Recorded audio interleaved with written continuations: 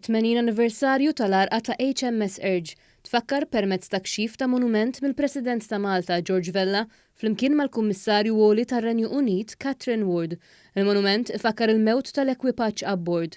Wad avveniment ta' tifkira fil-Forti San Tirmu fil-Belt, il-President Vella qal li s-soldati li tilfu ħajjithom fl-HMS Urge għamlu sagrifiċċji enormi biex iżommu mal-ġurament ta' lealtà għal responsabbiltajiet militari u navali li kienu daħlu għal-jom meta daħlu fis-servizz. As a country whose defense these brave young men were determined to uphold, we think it more than fit and proper that we set up this memorial for their memory not to be forgotten.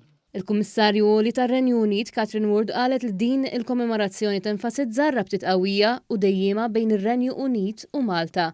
Hija esprimiet it-tama tagħha li l-monument jibqa' jagħti x-xhieda dejjema tal-ekwipaġġ. Il-Ministru għall-Wirt Nazzjonali, l-Arti u l-Gvern Lokali Owen Bonnici qal li din il-kommemorazzjoni hija tislima xierqa lill-memorja ta' dawk li tilfu ħajjithom dakinhar. Iċ-Chairman ta' Heritage Malta qal li ċ-ċerimonja tal-kxif ippreżentat opportunità unika biex turi s-sbuħija storika ta' Malta u l-ospitalità magħrufa sew tagħha.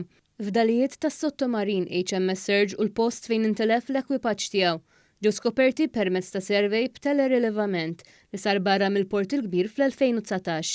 Kien popru sentejn wara li tim ta' Buaddaza ta' Heritage Malta u l-Università ta' Malta immexxi mill-Professur Timothy Gambin niżel f'qiegħ il-baħar u identifika b'mod konklusiv li l-fdalijiet kienu fil-fatt tal-HMS Urge.